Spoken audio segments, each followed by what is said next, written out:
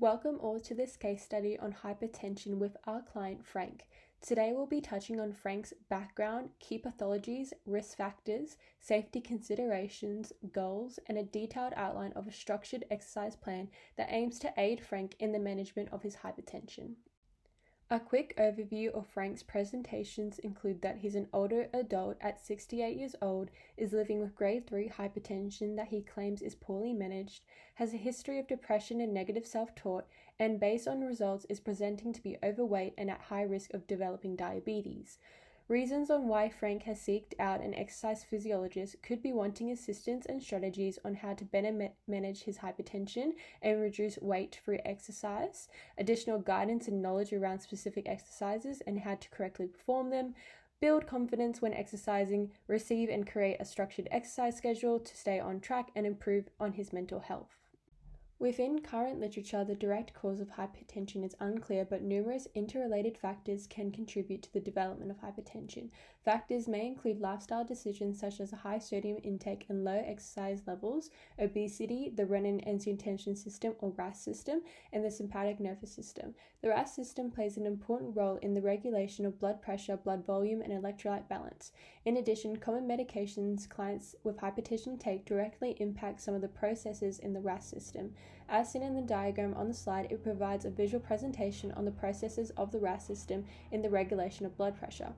In relation to Frank's current medication, Tayliah 85 contains two ingredients that actively aid in reducing blood pressure, one being telmisartan, which blocks the receptor of angiotensin II, thus allowing blood vessels to relax and blood pressure to reduce, and second being an aldemapine, which is a calcium channel blocker which aids in blocking calcium from entering blood vessels and the cells of the heart, therefore causing an increase in blood and oxygen supply while workload reduces. Secondary pathologies and comorbidities include indications of pre-diabetic base of current body mass, weight circumference, and fasting blood glucose.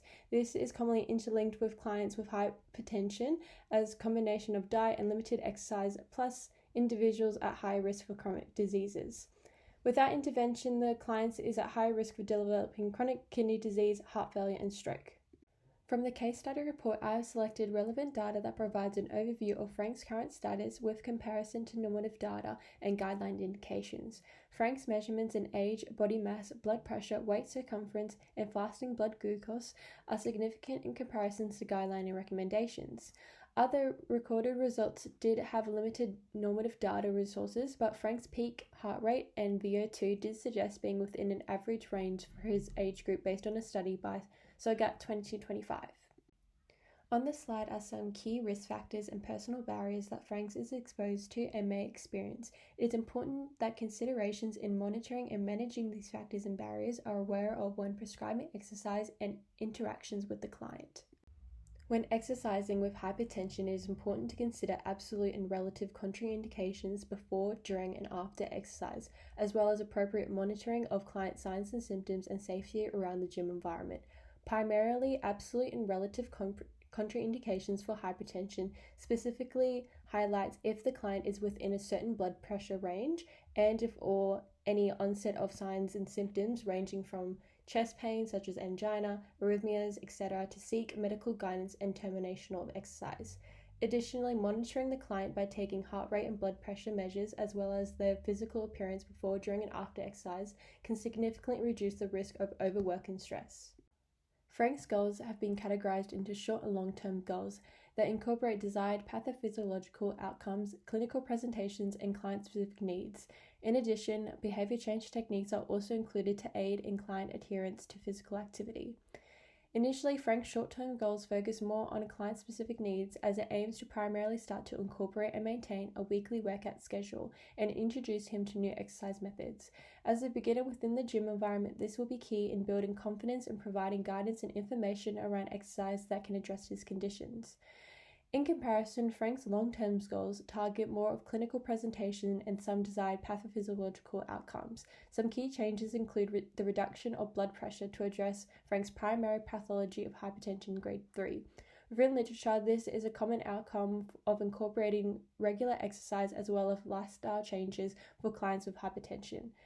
Additionally, reducing weight is another common outcome of these changes, which will be beneficial in reducing Frank's risk of developing diabetes and other chronic diseases. Following these short and long-term goals, behavior change techniques have been shown to aid in the adherence of physical activity for clients with hypertension, with a recent study identifying a high success rate using goal setting in particular behavior and social incentive as exercise adherence strategies. These techniques can be incorporated within the exercise program, but also within Frank's everyday activity in life. Below are some additional exercise tests that should be taken into consideration to aid in exercise prescription, and so the client has a variety of baseline measurements. Here is a structured schedule that Frank will be aiming to complete on a weekly basis. The 8-week period has been broken up into weeks 1 to 3, 4 to 6, and 7 to 8 to highlight specific goals and progressions that Frank will partake in. Based on current literature, a variety of exercise types, intensities, and progressions have been shown to have a positive effect on the management of hypertension, and therefore was included into Frank's programming. Firstly, the frequency of workout slowly progresses within each period as outlined on the slide within weeks 1 to 3. Frank will complete 5 sessions and have 2 rest days. This correlates with Frank's short-term goals of being introduced to structured weekly workout schedule and building confidence and adherence to exercise. After this period, and recommended by the ASM guidelines on session frequency, an additional aerobic system, but at a moderate intensity, is included to slowly start to increase the frequency of sessions. This relates to Frank's long-term goals of pathophysiological outcomes, specifically the reduction of blood pressure between 5 to 8 millihus and reducing weight.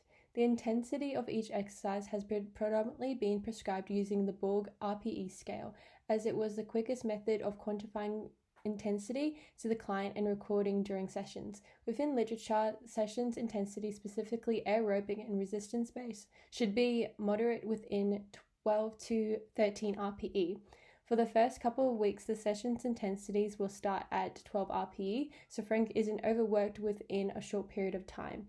Then, specifically on the Wednesday aerobic session, the RPE will slowly progress to prepare the introduction of HIIT training, which will have an RPE of 15 to 16. The time of each session will depend on the type of training Frank will complete, and the progressions of time it will primarily be in the resistance training and aerobic systems. For the aerobic sessions, these are continuous types and should aim for 20 to 30 minutes duration.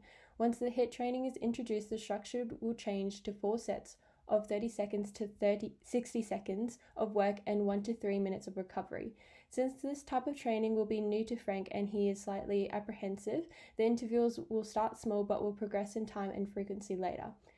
The time component of resistance sessions will be the number of repetitions completed and duration of isometric holds, which will be outlined in the next slide. Lastly, the weekly workouts incorporated a wide variety of training types to help keep Frank interested, motivated, and build adherence, as well as promote pathophysiological changes. Stress types include an at-home resistance and aerobic program, which caters to client-specific needs and accountability. In addition, some prescribed aerobic sessions allowed Frank to choose the exercise type, which can be either walking, jogging, cycling, swimming, etc. This allows Frank to input his own enjoyment and accountability.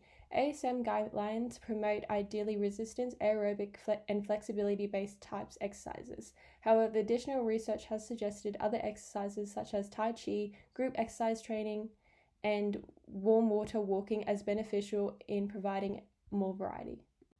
On the slide is the clinic resistance program for week 1. Some key components in the program includes a session goal, key safety considerations before, during, and after exercise progressions and regressions, intensities, and visual diagrams to help guide the client. The inclusion of an extended warm-up and cool-down safety protocol was incorporated to allow the client's heart rate and blood pressure to slowly increase to appropriate working level. Based on current literature and client-specific needs, the exercise selection was machine-based compound movements, with a starting intensity of 3 sets of 8 to 10 reps. This allows for a moderate introduction into resistance training and focuses on building confidence and improving strength and endurance. Isometric exercises such as wall sit and farmer carries were also another key component included, as numerous research has shown its effectiveness at inducing pathophysiological changes for clients with hypertension with reductions in blood pressure. In comparison to week 1, the week 8 clinic resistance program shows clear progressions in Frank's exercises and intensities, with firstly supporting literature has indicated moving towards using more compound, free-weighted exercise a clear progression to promote stability, confidence, and exercise knowledge.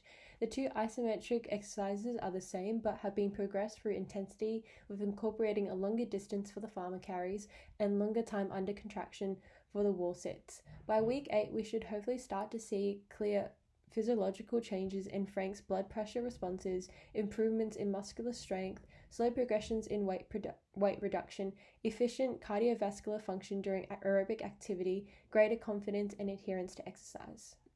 In terms of the validity and reliability of current literature for exercise prescription for clients with grade 3 hypertension, conflicting limitations can be identified. As outlined on the slide, these are some common limitations stated within literature.